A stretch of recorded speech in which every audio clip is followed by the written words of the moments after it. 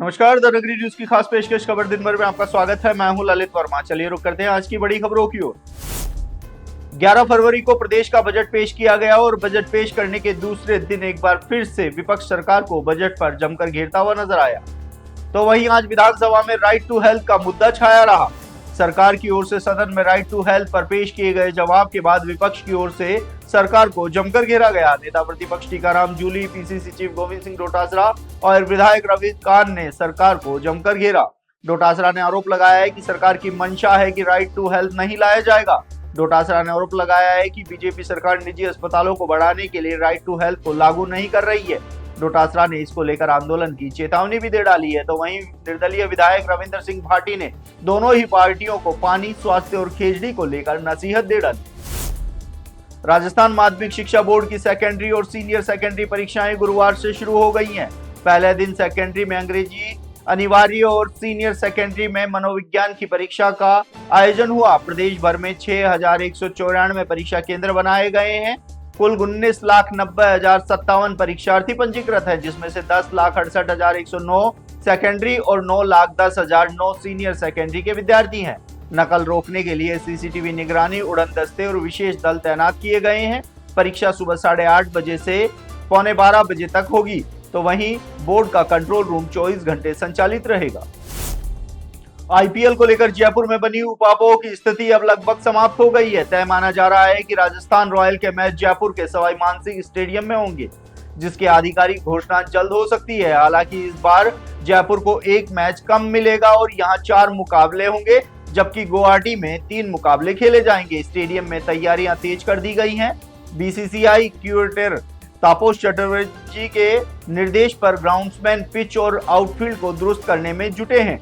Royals management की नाराजगी के बीच सरकार दखल से स्थिति बनी है। आरसीए की भूमिका पर सवाल बरकरार हैं।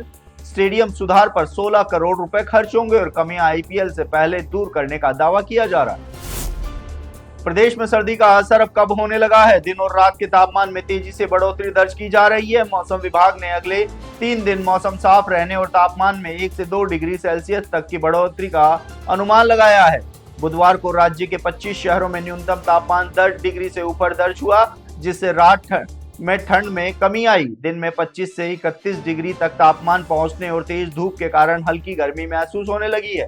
चित्तौड़गढ़ में अधिकतम 31 डिग्री तापमान दर्ज हुआ, जबकि जयपुर, जोधपुर में न्यूनतम तापमान 16 डिग्री दर्ज किया गया। 12 फरवरी को सोने चांदी की कीमतों में गिरावट दर्ज की गई। India Boolean and jewellers association के अनुसार 1 किलो चांदी 5,835 रुपए घटकर 2,60,614 रुपए पर आ गई। बुधवार को ये 2,66,449 रुपए थी। वहीं 10 ग्राम 24 कैरेट सोना 1,175 रुपए गिरकर 1,56,147 रुपए पर पहुंच गया, जो एक दिन पहले ही 1,57,322 रुपए था। 29 जनवरी को सोना 1,76,121 रुपए और चांदी 3,85,933 रुपए के ऑल टाइम हाई पर पहुंची थी। इस साल अब तक सोना 22,952 रुपए और चांदी 30,194 रुपए महंगी हो चुकी है। विशेषज्ञों ने निवेशकों को BIS हॉलमार्क वाला प्रमाणित सोना ही खरीदने की सलाह दी है। ट्रकों की फिटनेस हनुमानगढ़ जिले में करवाने की मांग को लेकर ट्रक संचालकों ने आज तीसरे दिन भी हनुमानगढ़ के जिला परिवहन कार्यालय पर प्रदर्शन किया और परिवहन विभाग का पुतला जलाया। इस दौरान ट्रक संचालकों ने कहा है कि हाईकोर्ट के आदेश के बाद परिवहन विभाग ने जिले में फिटनेस सेंटर बंद कर दिए और अब उनको ATS सेंटर से ही ट्रकों की फिटनेस करवानी पड़ेगी। और हनुमानगढ़ के नजदीक बीकानेर के नोखा में ATS सेंटर है, जो करीब 300 किलोमीटर दूर है। ऐसे में नोखा जाने में ट्रक चालकों को हजारों रुपए का डीजल खर्च करना होगा। ट्रक संचालकों ने जिला परिवहन अधिकारी से हनुमानगढ़ जिले में ही ट्रकों की फिटनेस करवाने की मांग रखी।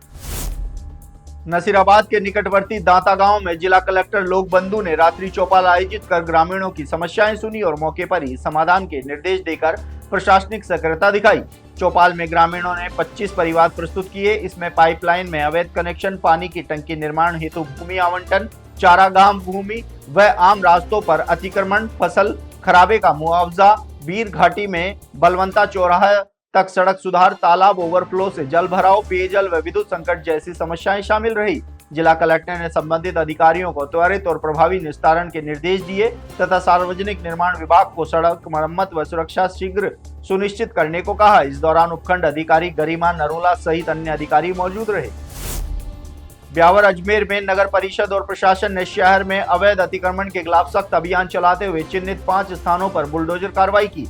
मसूदा रोड स्थित बाड़ी घाटी, विजयनगर रोड, सैदरिया पुलिया के पास तथा देवलवाड़ा रोड सहित विभिन्न क्षेत्रों में अवैध निर्माण हटाए गए। कार्रवाई के लिए 5 अलग अलग टीमों का गठन किया गया।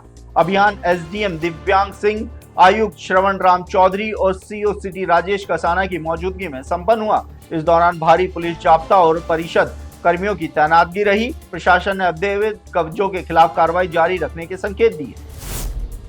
बारा के राजकीय महाविद्यालय में खेलकूद सप्ताह के तहत गुरुवार को खेल निदेशक सीबी शर्मा के नेतृत्व में वॉलीबॉल प्रतियोगिता आयोजित हुई। प्रभारी डॉक्टर रामकेश मीणा ने बताया, छात्रा वर्ग में टीम ए विजेता रही, जिसमें अंतिमा, कुमकुम, निकिता, पायल सहित अन्य छात्राएं शामिल रही। छात्र वर्ग में बीए वर्ग प्रथम वर्ष की टीम विजेता रही। प्राचार्य मुनेश चंद्र शर्मा ने विद्यार्थियों को खेल भावना से खेलने की प्रेरणा दी। 13 फरवरी को कबड्डी मैच आयोजित होगा।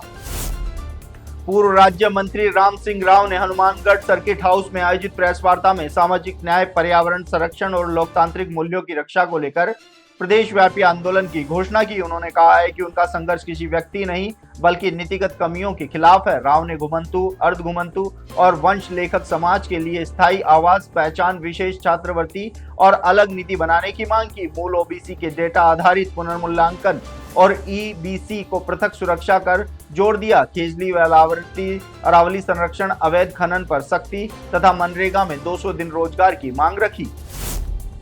तो ये थी दिन भर की तमाम बड़ी खबरें। कल फिर से आपके साथ रूबरू होंगे, तब तक के लिए नमस्कार।